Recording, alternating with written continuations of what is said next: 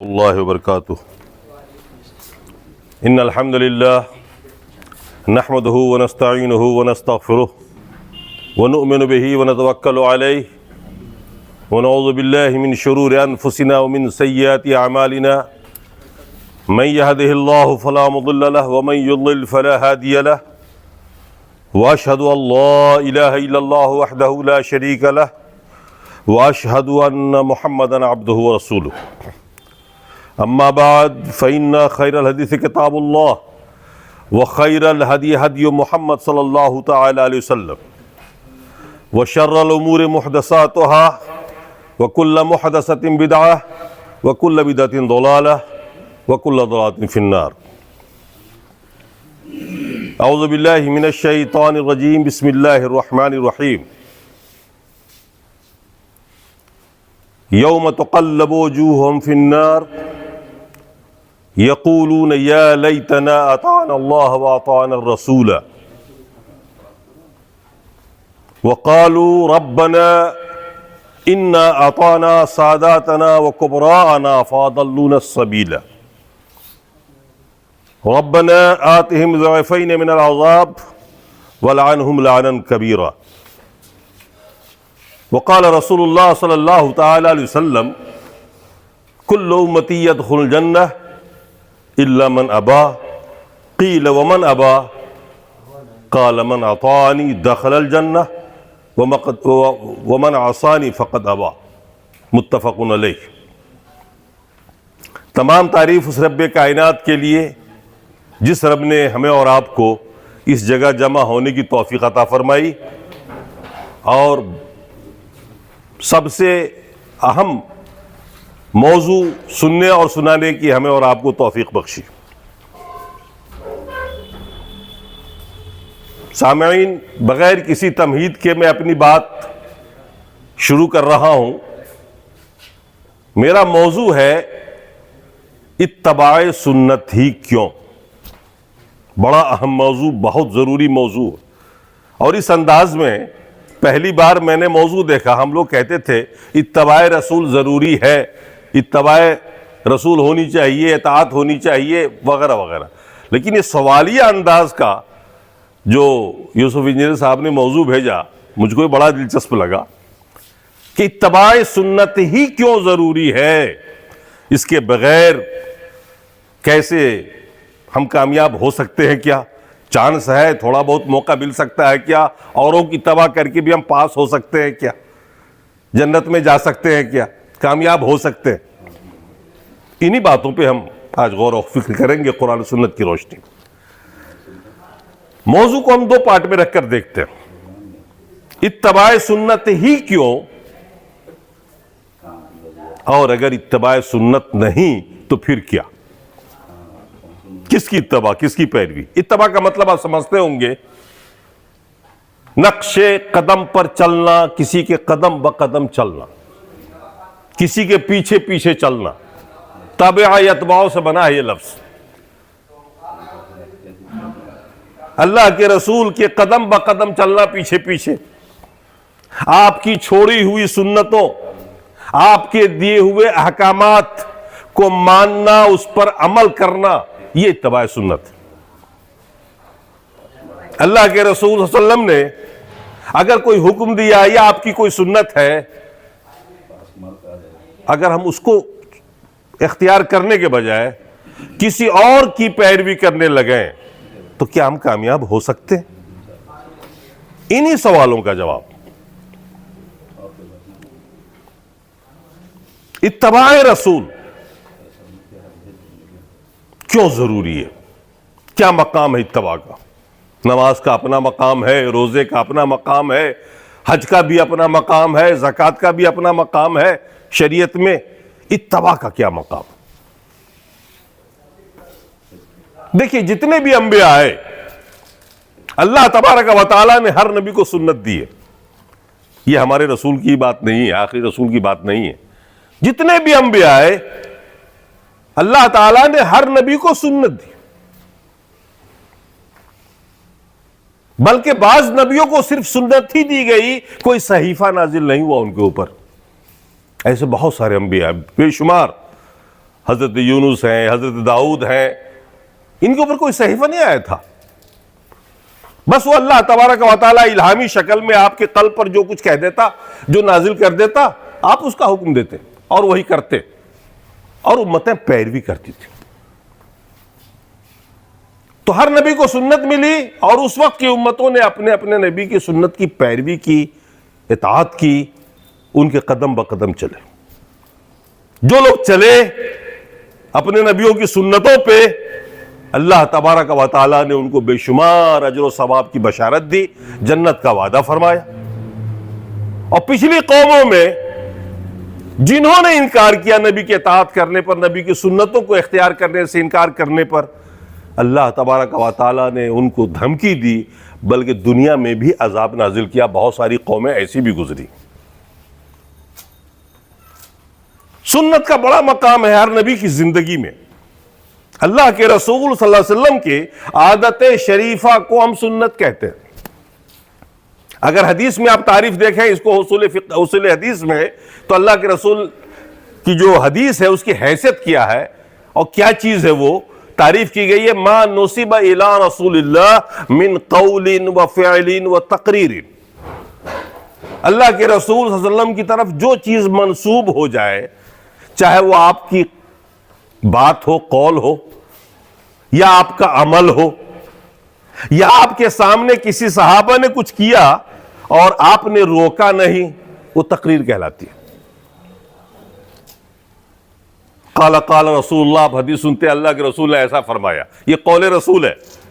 اور آپ سنتے اللہ کے رسول اللہ فیضان کرتے تھے, یہ عمل رسول ہے. اور تقریر یہ ہے کہ اللہ کے رسول کے سامنے کسی صحابہ نے کچھ کیا. مثال کے طور پر ایک حدیث ایسی ہے کہ فجر کی نماز ہو رہی تھی, ایک صحابی آئے, جماعت میں شریک ہو گئے, سنت نہیں پڑھ سکے.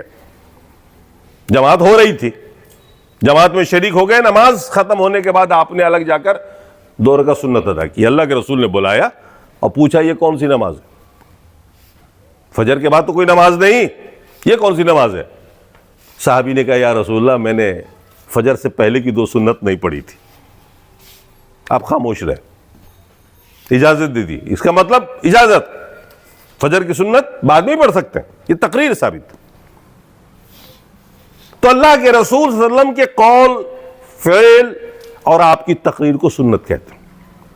اور اس کی پیروی, اس کی اطاعت, اس کی اتباع امت پر لازم و ضروری ہے.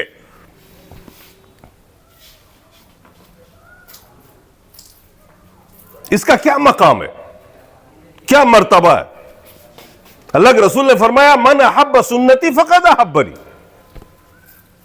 جس نے میری سنت سے محبت کی گویا اس نے مجھ سے محبت کی. ومن احبنی کان معی فی الجنہ, اور جو شخص مجھ سے محبت کرے گا جنت میں جائے گا.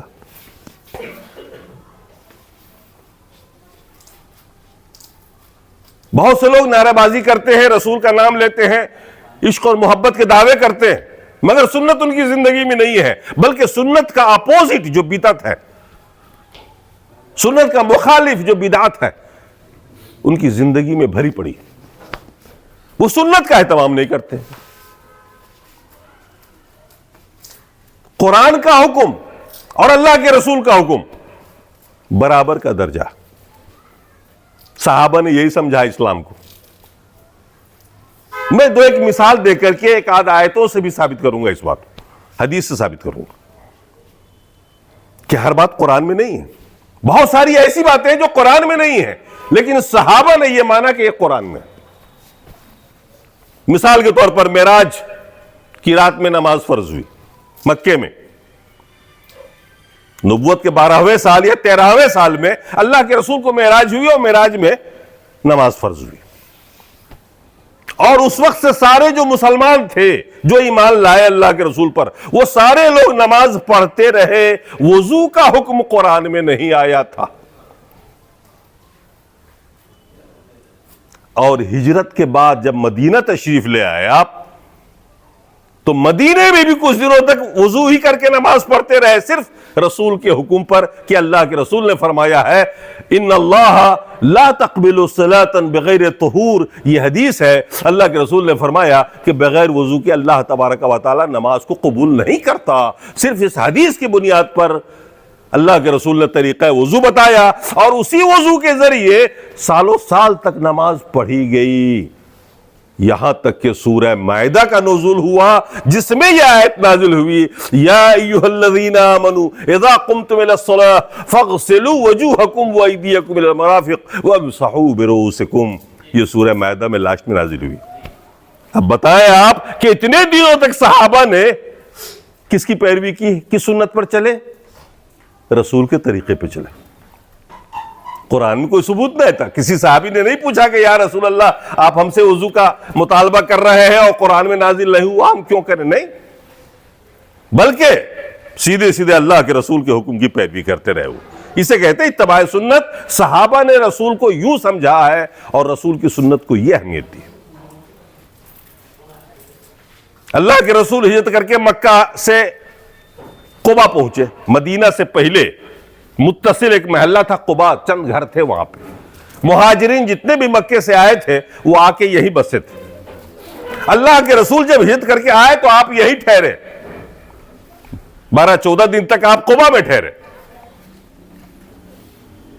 اور یہاں سے جب مدینے میں داخل ہو رہے تھے تو راستے میں بنو سالم کے محلے میں پہلی بار جمعے کی نماز ادا فرمائی گئی۔ جمعے کی پہلی نماز بنو سالم کے محلے میں اللہ کے رسول نے مدینے میں داخلے سے پہلے ادا فرمائی تھی۔ 100 لوگ تھے اس میں۔ قرآن میں کوئی حکم جمعے کا نہیں آیا تھا، قرآن میں جمعے کا حکم نہیں آیا تھا اس وقت تک۔ سورہ جمعہ تو بہت بعد میں نازل ہوئی۔ اب آپ بتائیں کہ صحابہ نے پوچھا اللہ کے رسول سے کہ اللہ کے رسول آپ نے جمعے کا حکم کیوں دیا؟ اس طرح کی کوئی آیت قرآن میں نہیں۔ وہ رسول کے حکم کو قرآن کی طرح سمجھتے تھے، گویا ان کے یہاں قال اللہ اور قال رسول میں فرق نہیں تھا۔ جس طرح سے اللہ کے حکم پر وہ عمل کرتے تھے اسی طرح سے رسول کے حکم پر عمل کرتے تھے۔ صحابہ کا فہم یہ تھا، صحابہ کی سمجھ یہ تھی کہ سنت رسول سب سے پہلے ضروری ہے۔ آج ہم اور آپ سنتوں کو چھوڑ دیتے ہیں، کہتے ہیں سنت ہی تو ہے، عام طور سے سنتوں سے ہم دور ہیں، جو کہ ماشاءاللہ ہم لوگ اہل حدیث ہیں۔ یہ بہت بڑی بات ہوتی ہے حدیث پہ چلنا، یہ آج نسلاً ہو گیا ہے۔ آپ اگر دیکھیں تو کیا عملاً ہے ہمیں سب سے زیادہ سنت کی پابندی کا حکم ملنا چاہیے اور ہونا چاہیے عام مسلمانوں کے بنسبت اپنے دعوے کے مطابق۔ یہ ہے اہمیت اتباع سنت کی۔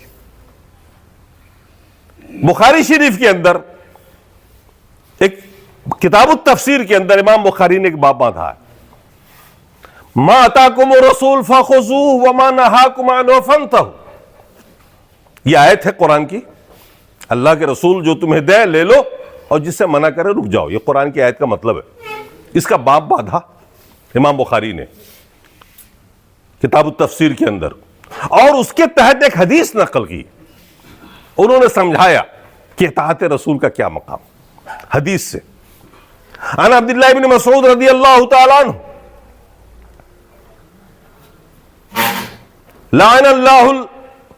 قال لعن اللہ الواشمات والمتشمات والمتنمسات والمتفلجات للحسن المغیرات خلق اللہ فبلغ ذلك امرأة من بني اسد يقال لها ام یعقوب فجاءت وقالت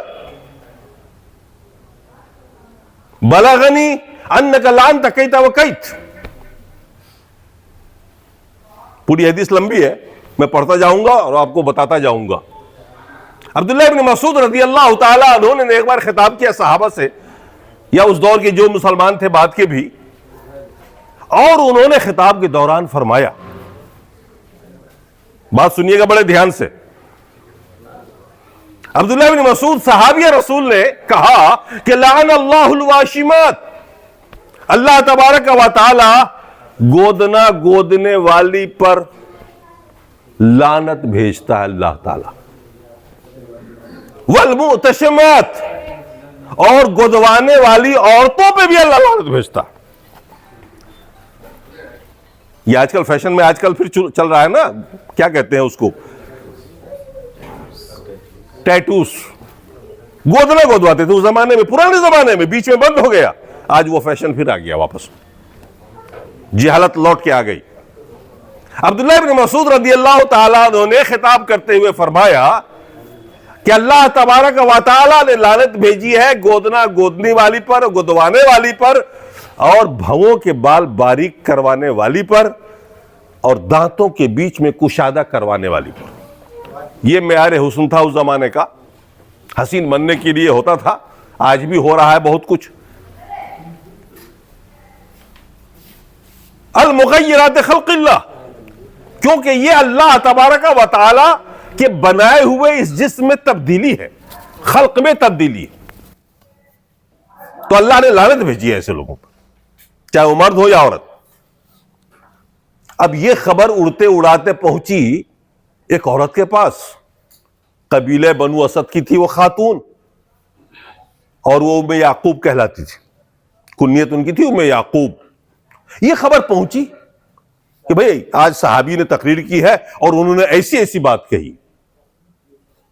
عورت جرأت مند تھی. فجاءت، وہ اپنے محلے اور اپنے گھر سے چل کے صحابی کے پاس آئی، عبداللہ ابن مسعود کے پاس. وقالت، اور آ کر اس نے کہا، انہ بلغنی انک لعنت کیت وکیت، مجھے یہ خبر ملی ہے کہ آپ ایسی ایسی عورتوں پہ لعنت بھیجتے ہیں، کہتے ہیں کہ اللہ نے لعنت کی ہے. عبداللہ ابن مسعود فرمایا کہ ہاں، وما علی لا لعن من لعن علیہ رسول اللہ، لعن علیہ لعن اللہ علیہ ولعن رسول اللہ. آخر مجھے کیا ہو گیا ہے، کون روکنے والا ہے کہ جس عورت پہ اللہ نے لعنت بھیجی ہے میں کیوں نہیں بھیجوں گا، میں بھی بھیجوں گا، تقریب میں بولوں گا. خاتون نے کہا وقد قرأت ما بین الدفتین، حدیث ہے لقد قرأت ما بین الدفتین. وہ عورت کہہ رہی ہے کہ دو دفتیوں کے بیچ میں جو پورا قرآن ہے میں نے A to Z پورا پڑھا ہے سمجھ کر. فما وجدت فیہ، میں نے پورے قرآن میں کہیں نہیں پایا ہے کہ اللہ نے کہا ہو کہ گودنے والی یا گودوانے والی یا بھووں کے بال کو باریک کروانے والی وغیرہ وغیرہ عورتوں پہ اللہ لعنت بھیجے. کہیں نہیں قرآن میں. آپ یہ کیسے کہہ رہے ہیں کہ آپ نے کہا کہ اللہ نے لعنت بھیجی ہے؟ ایک عورت ہو کے کہہ رہی ہے. آج ہم مردوں کے اندر ضرورت نہیں ہے کہ ہم کہتے ہیں کہ ہم نے پورا قرآن پڑھ لیا. اس دور کی عورتیں کیسی ہوتی تھیں، آج مرد بھی نہیں اس پائے کو پہنچ سکتے. اس خاتون نے کہا لقد قرأت ما بین الدفتین، دو دفتیوں کے بیچ میں جو قرآن ہے پورا میں نے پڑھا ہے. فما وجدت فیہ ما تقول، اور میں نے پایا نہیں اس میں یہ اس طرح کا کوئی حکم یا اس طرح کی کوئی آیت جو آپ کہہ رہے ہیں. عبداللہ مسعود نے فرمایا، عبداللہ ابن مسعود نے، صحابی رسول نے، لئن کنت قرأتی لقد وجدتی، اگر تو غور سے پڑھتی نا تو قرآن میں یہ آیت پا لیتی. قرآن میں ہے یہ آیت.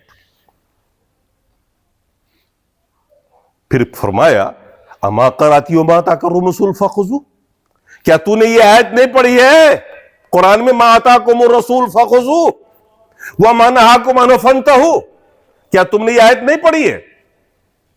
اس نے کہا کہ ہاں یہ آیت تو ہے قرآن کے اندر، یہ آیت تو ہے قرآن میں نے پڑھی ہے. پھر اس کے بعد آپ نے فرمایا کہ انہ نہا عنہ، اللہ کے رسول نے روکا ہے اور حکم بتایا ہے کہ لعنت کرنے والی عورتوں پر کیا کہتے ہیں کہ گودنا گودوانے والی یا گودنے والی پہ اللہ کی لعنت، اللہ کے رسول نے فرمایا.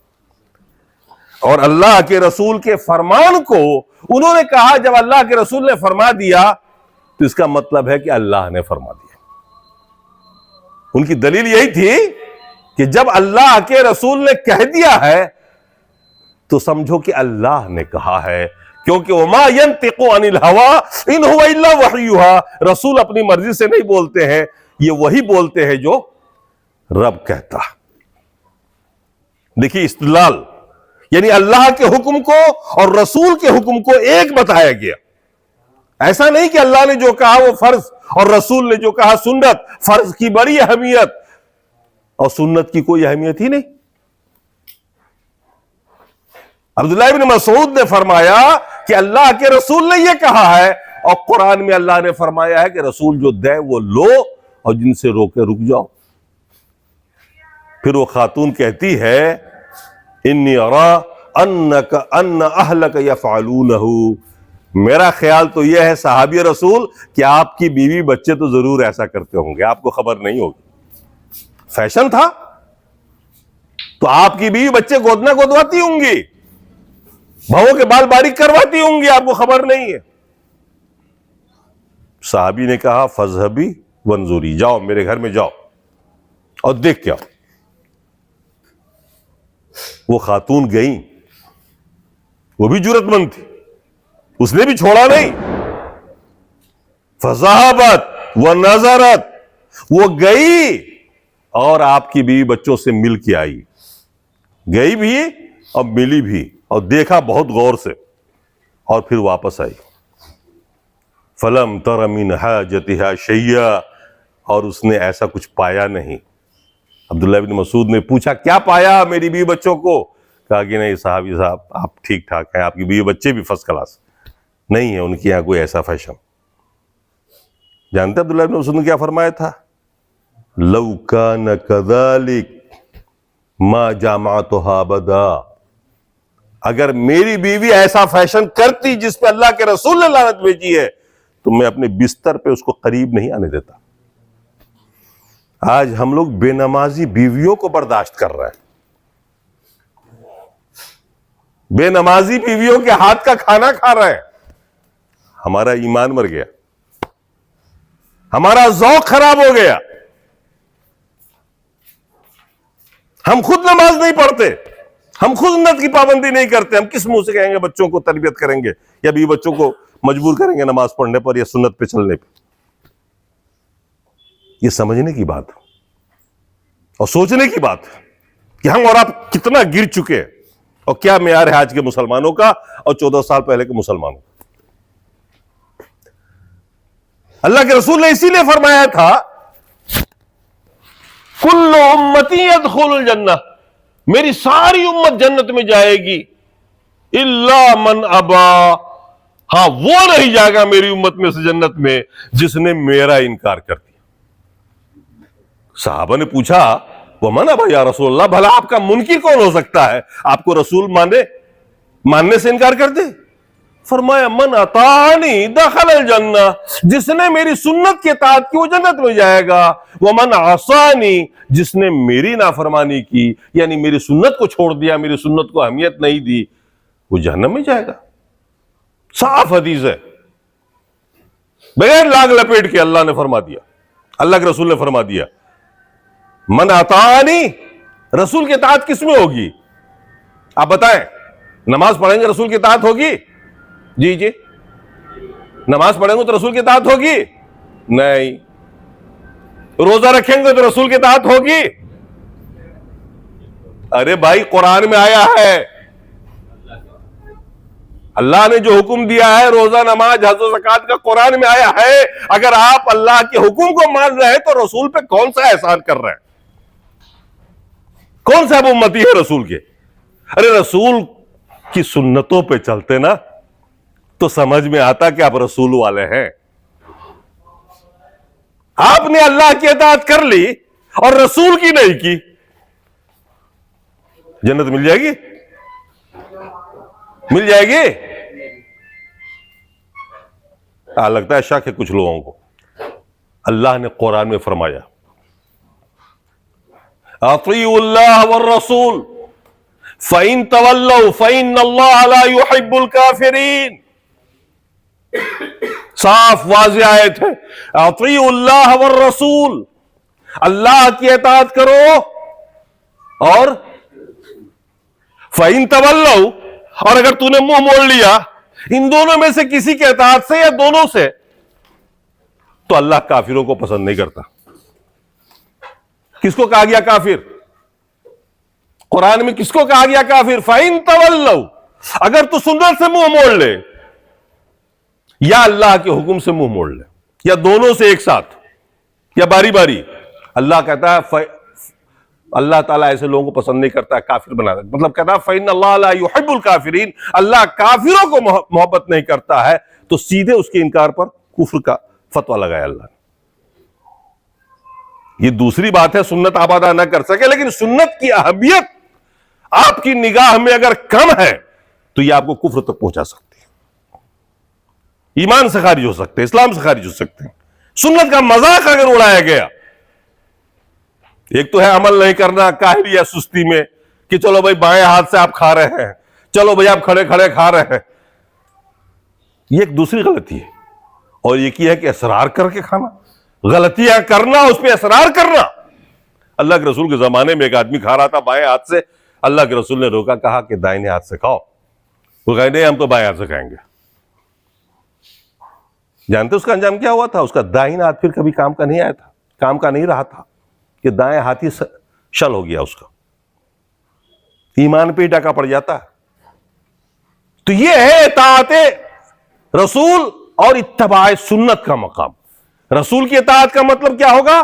رسول کی سنتوں کی اطاعت کرنا، جو احادیث صحیحہ سے ثابت ہیں ان سنتوں پہ چلنا، ویسے ہی جیسے قرآن پر چلنا. تو ان چھوٹی چھوٹی باتوں سے بھی یا ان حدیثوں سے بھی آپ کو اتباع سنت کا مقام سمجھ میں آیا ہوگا کہ کیا مقام ہے اس کا. اچھا اب آئیے ذرا سا اس کو پلٹ کے دیکھتے ہیں. اگر ہم اتباع سنت نہیں کریں تو کہاں ہوں گے ہم؟ اللہ نے اس کا بیان فرمایا قرآن کے اندر سورہ احزاب میں، جو میں نے موضوع کے طور پر آیت پڑھی ہے. اللہ تبارک و تعالی جہنم کا منظر کھینچ رہا، اب بتا رہا یوم تقلب وجوہہم فی النار، جس دن پلٹے جائیں گے یہ لوگ جہنم میں. جو جہنم میں لوگ ہوں گے نا جلتے ہوئے، ان کو پلٹ پلٹ کے جلایا جائے گا، ان کے چہروں کو پلٹ پلٹ کے آگ میں جلایا جائے گا، فرشتے جلائیں گے. یوم تقلب وجوہہم فی النار یقولون، تو جہنمی لوگ کہیں گے یا لیتنا اطعنا اللہ واطعنا الرسول، اے کاش ہم نے اللہ کی اطاعت کی ہوتی اور اللہ کے رسول کی اطاعت کی ہوتی.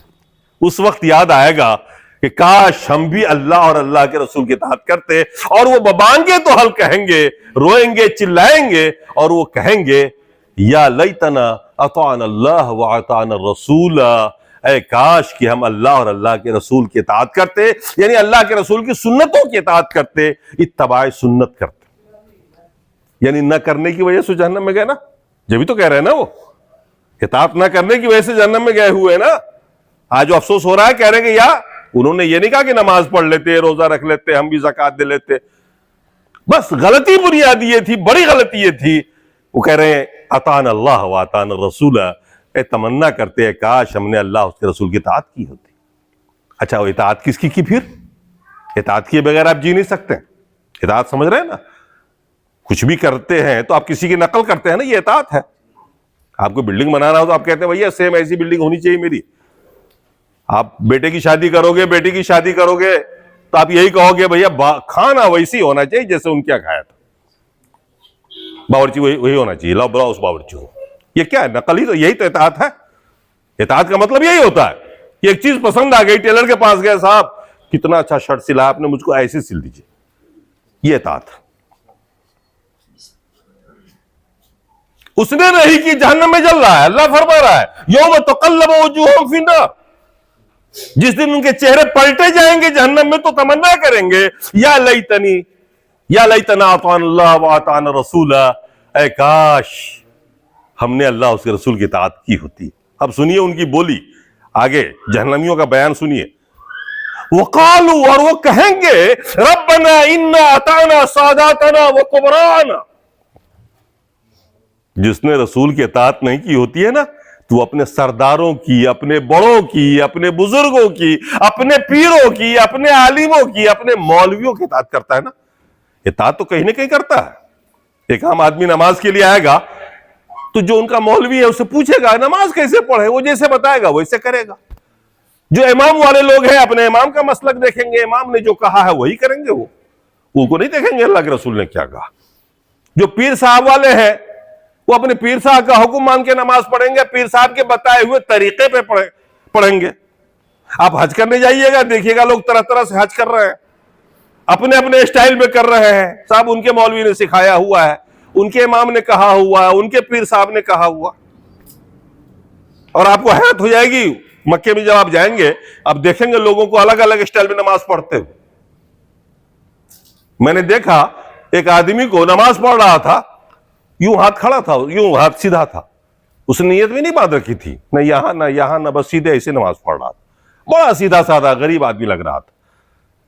میں اس کے قریب گیا نماز کے بعد، اس سے پوچھا یہ نماز کیسی ہے آپ کی، کیسے پڑھتے ہیں آپ؟ اس نے کہا نا مالکی، سوڈان کا تھا، عربی میں بات ہو رہی تھی، اس نے کہا نا مالکی۔ میں تو مالکی ہوں نا، تو مالکی ہوں تو ایسے پڑھوں گا۔ میں نے پوچھا کرتے کیا ہے آپ؟ کہا ادارے میں پڑھاتا ہوں، ایک بڑے مدرسے میں پڑھاتا ہوں، حدیث پڑھاتا ہوں۔ تو میں نے کہا ایسی کوئی حدیث گزری ہے کیا؟ حدیث کی کتابوں میں کہیں ایسی حدیث پڑھی آپ نے؟ اب وہ سوچنے لگا، تھا تو مولانا۔ اس نے کہا کہ نہیں صاحب ایسی کوئی حدیث تو نہیں آئی میرے سامنے میں۔ تو پھر کیوں پڑھتے ہو؟ کہ مالکی ہیں ہم، امام مالک کے ماننے والے ہیں نا۔ میں نے کہا امام مالک نے کبھی نہیں پڑھی تھی ایسے نماز۔ امام مالک کی حدیث کی کتاب سب سے پہلی کتاب موطا امام مالک ہے، اس میں کہیں دکھا دو یہ حدیث۔ وہ تو بعد میں ان کے ہاتھ شل ہو گئے تھے، بادشاہ نے ظلم کیا تھا، یہ ہاتھ اٹھ ہی نہیں سکتا تھا، تو نماز ویسے ہی پڑھیں گے نا۔ آج بھی اگر ہم میں سے کسی کے پاس ہاتھی نہ ہو یا ہاتھی ٹوٹا ہوا ہو تو ہم نماز تو پڑھیں گے نا، ایسے ہی پڑھیں گے نا۔ ارے ان کی مجبوری تھی۔ آپ یہ دیکھو کہ اس سے پہلے کیسے کرتے تھے۔ تو لوگ جہنم میں صرف اس لیے جائیں گے، نماز کی غلطی تو بات کی ہے، اطاعت رسول نہ کرنے کی وجہ سے جہنم میں جائیں گے۔ اب وہ کیا کہہ رہے ہیں جہنمی لوگ؟ وَقَالُوا رَبَّنَا إِنَّا أَطَعْنَا سَادَاتَنَا وَكُبْرَانَا، ہم نے اپنے بڑوں کی بات مانی، اپنے سرداروں کی بات مانی، اپنے بڑے بڑے عالموں کی بات مانی، تیرے رسول کے اطاعت نہیں۔ فَأَضَلُّونَ السَّبِيلَ، اے اللہ ان لوگوں نے تو ہمیں گمراہ کر دیا، برباد کر دیا، خود بھی گمراہ ہوئے، ہمیں بھی گمراہ کر دیا۔ اگر یہ صحیح بات بتاتے اور ہمیں کہتے کہ رسول کی اطاعت کرو جنت میں جاؤ گے تو ہم اسی وقت نہ کر لیتے۔ تو ہم نے سرداروں کی بات مانی، اپنے بڑوں کی بات مانی، چودھریوں کی بات مانی۔ پھر وہ کہیں گے رب سے، آگے کی آیت دیکھیے سننے والی ہے، وہ ریکویسٹ کریں گے، گزارش کریں گے رب سے، کیا کہیں گے؟ ربنا آتہم ضعفین من العذاب، اے اللہ تو اس کو ڈبل سزا دے، ڈبل مجھ سے دگنا اس کو دے، کیونکہ یہ خود بھی گمراہ رہا، مجھے بھی گمراہ کیا۔ وہ رب کو کہیں گے ربنا آتہم ضعفین من العذاب، دگنا عذاب دے ان کو، ڈبل جرم کیا اس نے، خود بھی گمراہ رہا اور مجھے بھی گمراہ کیا، خود بھی ایسا نماز پڑھتا رہا، مجھے بھی کہا ایسے ہی پڑھتے رہو، جو کیا وہی بتایا۔ مطلب ہوتا ہے نا محلے والے میں، آپ دیکھتے ہوں گے یہاں پر بھی کوئی حدیث سے نہیں بتاتا، کوئی حدیث میں نہیں دیکھتا اللہ کے رسول نے نماز کیسے پڑھی۔ کہا کہ اللہ ان کو ڈبل سزا دے، وَلْعَنْهُمْ لَعْنًا كَبِيرًا، اے اللہ تو زبردست لعنت بھیج ان کے اوپر۔ یہ قرآن بتا رہا ہے کہ اتباع سنت نہ کرنے کا انجام کیا ہوتا ہے، اتباع سنت نہ کرنے کا انجام کیا ہوتا ہے۔ ایک حدیث اور میں سناتا ہوں، بلکہ ایک آیت کی تفسیر سناتا ہوں۔ امام بخاری نے ایک آیت کا باب باندھا ہے، لا تجعلوا دعاء الرسول بینکم کا دعائے بعدکم بعدا، یہ شروع میں ہی ہے تفسیر، کتاب التفسیر کے اندر۔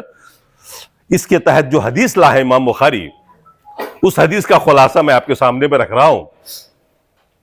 ابو سعید ابن معلہ ایک صحابی ہیں، وہ نماز پڑھ رہے تھے مسجد نبوی میں، اور عین نماز کی حالت میں اللہ کے رسول نے آواز دی، پکارا ابو سعید، انہوں نے کوئی جواب نہیں دیا کیونکہ نماز پڑھ رہے تھے۔ وہ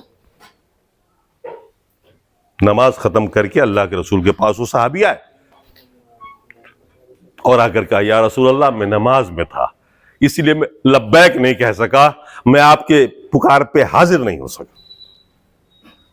تو اللہ کے رسول نے یہ آیت سنائی کہ اللہ نے قرآن میں فرمایا ہے لا تجعلوا دعاء الرسول بینکم कदवाए बादकुम बादा, रसूल की पुकार को वैसे न समझो जैसे तुम आपस में एक दूसरे को पुकारते हो। यानी रसूल की जो बुलावा है, रसूल की जो पुकार है, रसूल की जो सदा है, वो तुम्हारे आपस के सदा की तरह नहीं। आपने मुझे आवाज दी, बुलाया, तो मैं जाऊं ना जाऊं ये मेरी मर्जी, नहीं जाऊंगा तो गुनाह भी नहीं होगा।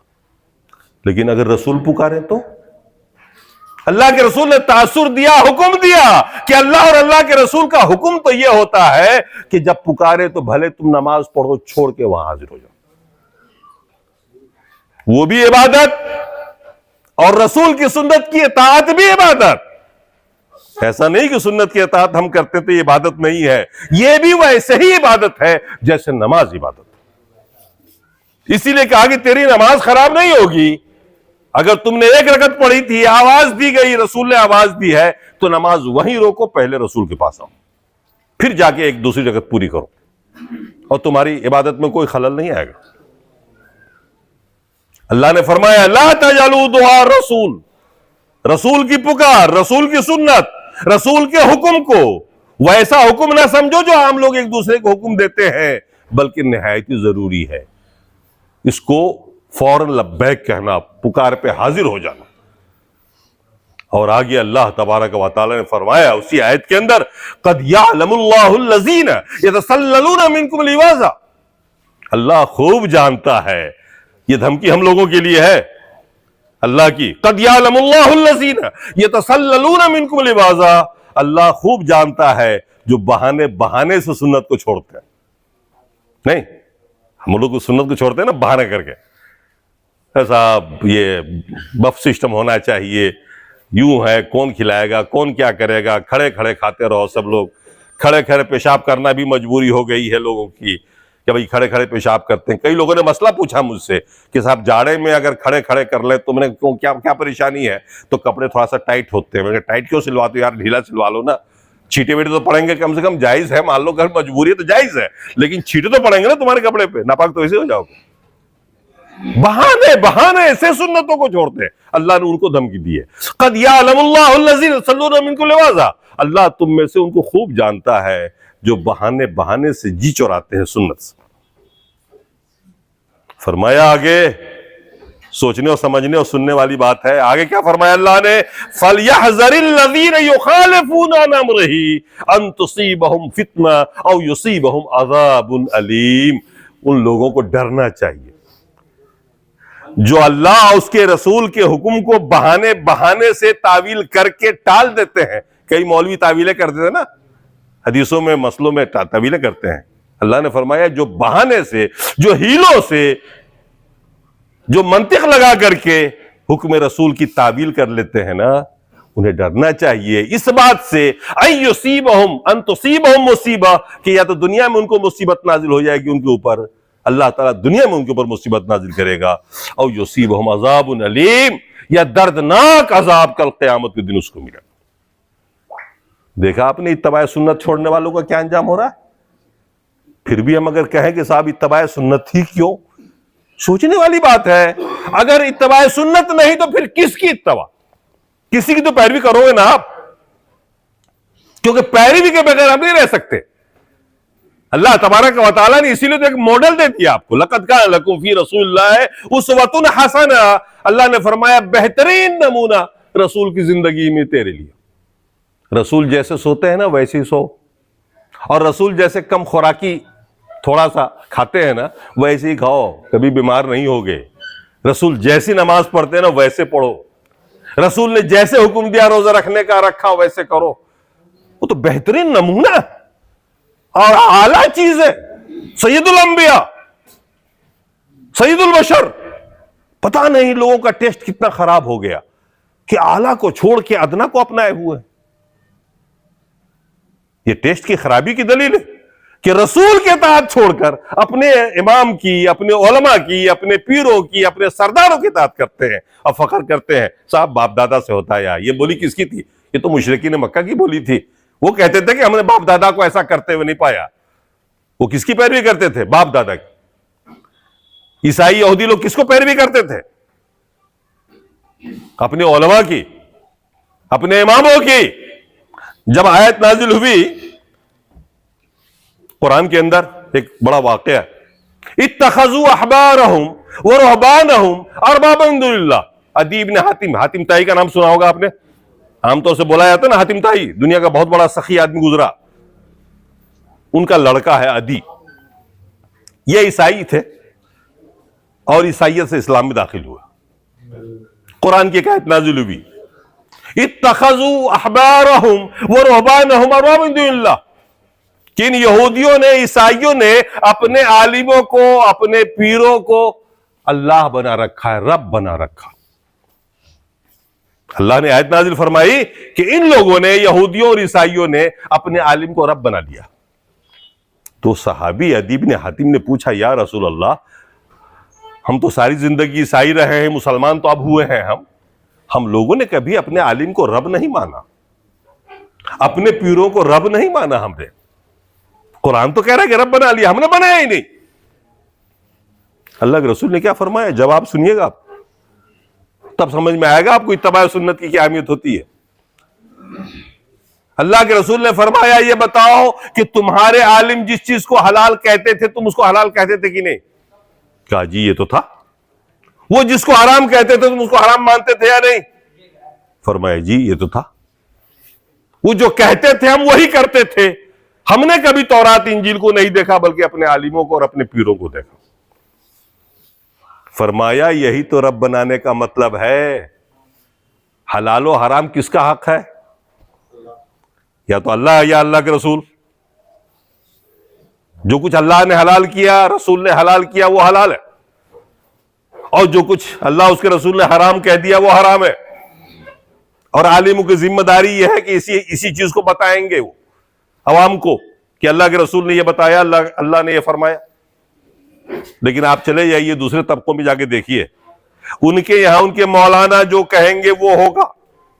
ساری دنیا ایک طرف، حدیث ایک طرف، قرآن ایک طرف، ان کے مولانا نے جو کہہ دیا وہ ہوگا، ان کے ائمہ نے جو لکھ دیا وہی ہوگا۔ آپ ہزار دکھائیے کہ صاحب یہ حدیث ہے، دیکھو بخاری دیکھو، مسلم دیکھو، وہ کہتا نہیں صاحب باہر شہر میں پڑھ لیا میں نے، ہمارے عالم نے یہ کہا۔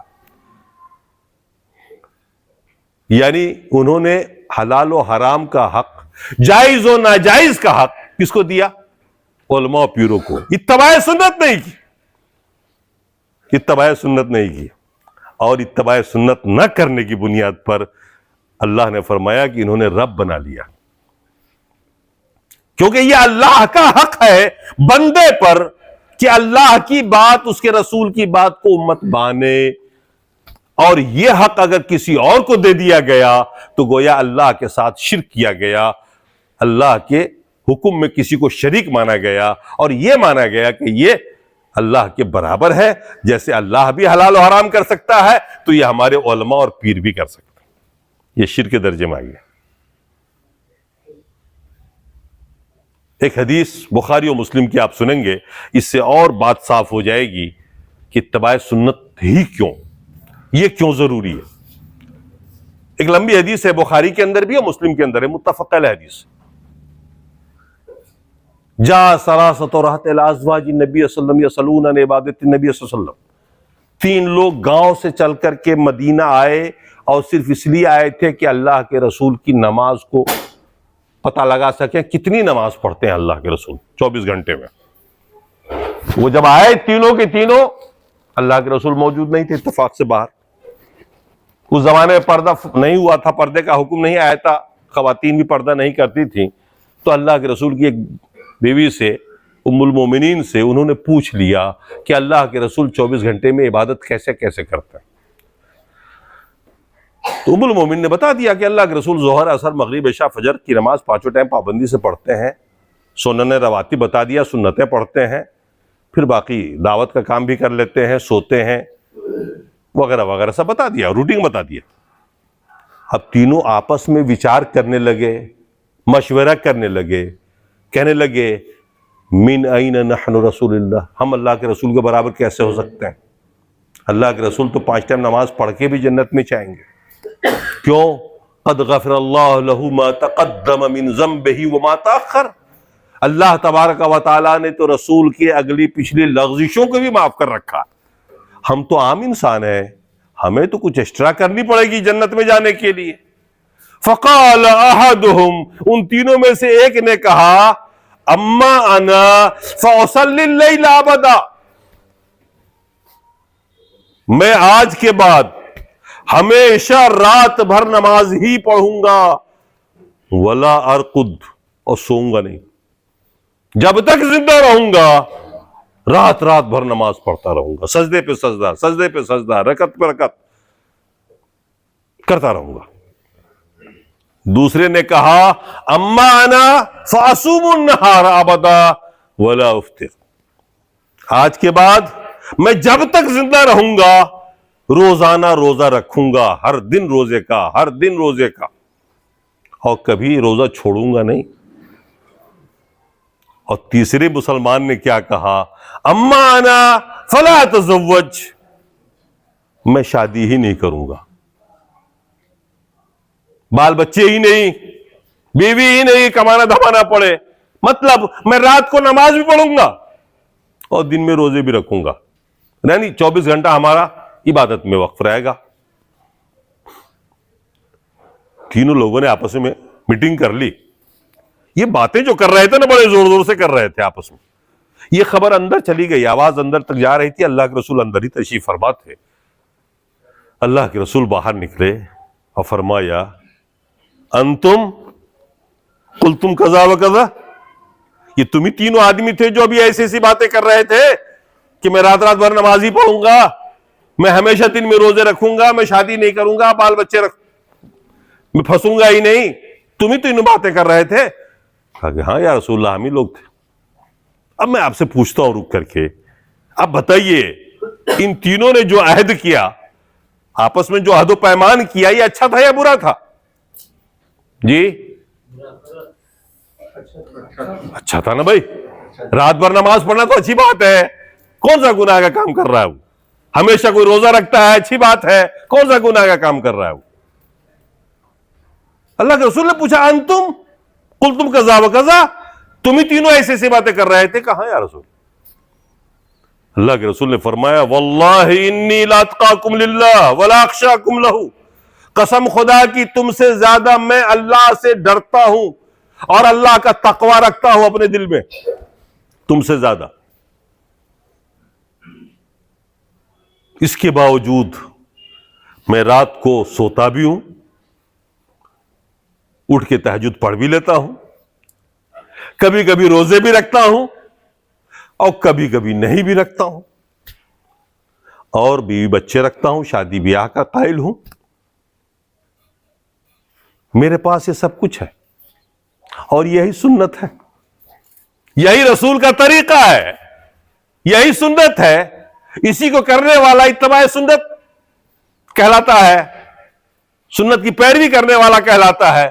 آگے دھمکی دی، فرمایا فمن رغب عن سنتی فلیس منی، جو میرے طریقے کو چھوڑ دے گا، چاہے وہ 24 گھنٹہ ہی نماز پڑھتا رہے، 24 گھنٹے کا روزہ رکھ لے،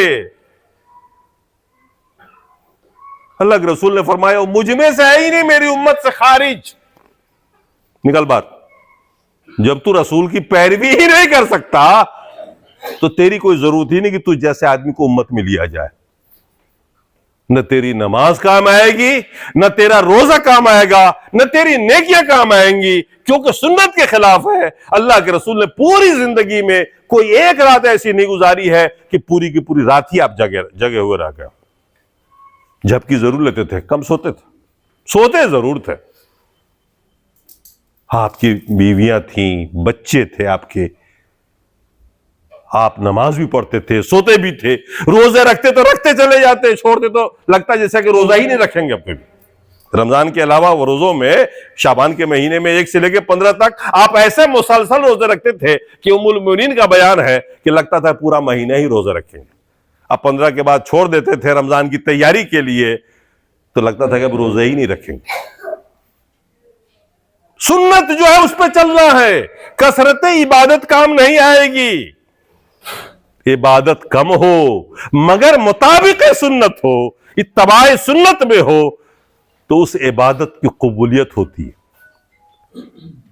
اور اگر اتباع سنت میں نہ ہو، آپ نماز پڑھتے چلے جائیں لیکن رسول کی اتباع میں نہ پڑھیں، کسی اور کی اتباع میں پڑھ لیں، تو بھلے 1000 رکعت پڑھ لیں، وہ نماز منہ پہ ماری جائے گی۔ سال بھر روزے رکھ لیں آپ اور رسول کے طریقے پہ نہیں رکھیں، منہ پہ مار دیا جائے گا۔ حج پہ حج کر لیں، عمرے پہ عمرہ کر لیں، رسول کے طریقے پہ نہیں ہوگا، وہ قبول نہیں ہو سکتا۔ کسی بھی عمل کی قبولیت کے لیے 2 شرطیں، اخلاص، ایک تو اخلاص کہ ہم اللہ کے لیے عبادت کر رہے ہیں۔ آپ جب عبادت کریں تو بس دل میں یہ ہو کہ رب کے سامنے آپ کھڑے ہیں، ایک عاجز بن کر، ایک ذلیل انسان بن کر، ایک محتاج و مسکین بن کر رب کے سامنے آپ کھڑے ہو۔ عبادت کے اندر روح تو یہ ہوتی ہے اخلاص، نہ کسی کو دکھانے سے مطلب، نہ کسی کو بتانے سے مطلب، آپ اور آپ کا رب جانے، یہ ہے اخلاص۔ اور دوسری شرط کیا ہوتی ہے؟ اتباع سنت، رسول کی سنت کی پیروی میں ہو۔ نماز ہو تو رسول کے حکم کے مطابق ہو، روزہ ہو، حج ہو، زکات ہو، کوئی بھی نیکی ہو، وہ رسول کی سنت کے مطابق ہو، رسول کے فرمودات کے مطابق ہو، آپ کے ارشاد کے مطابق ہو، تبھی جا کر قبول ہوتی ہے۔ عمل کی قبولیت کے لیے 2 شرطیں ہیں، یاد رکھیے گا۔ کوئی بھی نیک عمل اسی وقت قبول ہوگا جب اخلاص ہو اور اتباع رسول ہو، دونوں میں سے اگر ایک نہیں ہو تو قبول نہیں ہوگا۔ مان لیجیے کوئی مخلص تو ہے مگر اتباع سنت نہیں کر رہا ہے، اس کی نماز قبول نہیں ہوگی۔ اچھا، کوئی اتباع سنت کر رہا ہے مگر مخلص نہیں ہے، نماز پڑھ رہا ہے بالکل سنت کے مطابق لیکن دکھانے کے لیے کہ میں بھی نمازی ہوں۔ بہت سے لوگ ہیں نا محلے میں جمعہ پڑھتے ہیں، ان کا من نہیں لگتا، وہ بالکل لاسٹ میں پہنچیں گے، جمعہ پڑھیں گے سب سے پہلے نکل جائیں گے۔ کیوں پڑھتے ہیں وہ؟ اگر نہیں پڑھیں گے تو پورے محلے والے کیا کہیں گے؟ جمعہ نہیں پڑھتا۔ یہ کیا ہوا؟ دکھاوا، ریا، یہ شرک ہے۔ نماز میں اخلاص، روزے میں اخلاص، جتنی عبادتیں ہیں اس میں پہلی چیز ہے اخلاص، اللہ کے لیے آپ کریں۔ اور دوسری چیز کیا؟ اتباع سنت، رسول کی سنت کی پیروی۔ اللہ کے رسول نے جس کو عبادت کہا ہے وہی کرنا ہے، اور جو طریقہ بتایا اسی پہ کرنا۔ میرے خیال میں آپ کے سمجھ میں آیا ہوگا کہ جو کام اتباع سنت میں نہ ہو اس کا مقام کیا ہوتا ہے اور انجام کیا ہوتا ہے۔ نماز جیسی عبادت، روزے جیسی عبادت کی مثال حدیث کے اندر ہے کہ اتباع سنت میں نہیں ہے تو بیکار ہے، وہ مردود ہے۔ تو میرے بھائیوں، اتباع سنت کا بڑا مقام ہے، اتباع سنت کی اپنی جگہ اہمیت ہے۔ اگر اتباع سنت نہ ہو تو ہمارے اعمال سارے کے سارے برباد ہو جائیں گے۔ اسی لیے میں آپ سے گزارش بھی کروں گا اور آپ کے لیے دعا کو بھی رہوں گا کہ اللہ تعالیٰ ساری زندگی ہمیں اور آپ کو عمل خیر کی توفیق عطا فرمائے اور سنت کے مطابق عمل کرنے کی توفیق عطا فرمائے۔ عمل تھوڑا بھی ہو لیکن سنت کے مطابق اگر ہو جائے تو انشاءاللہ ہم سب کامیاب ہو جائیں گے۔ اگر سنت کی اتباع نہیں ہوئی، اطاعت نہیں ہوئی تو پھر ہم کبھی کامیاب نہیں ہوں گے، بہت زیادہ اعمال لے کے بھی مر جائیں گے تو بیکار ہو جائے گا۔ اللہ تبارک و تعالی ہمیں اور آپ کو تمسک بالکتاب و سنت کی توفیق عطا فرمائے، اتباع سنت کو لازم پکڑنے کی توفیق عطا فرمائے۔ اقول قولی ھذا واستغفر اللہ لی ولکم ولسائر المسلمین۔ السلام علیکم ورحمۃ اللہ۔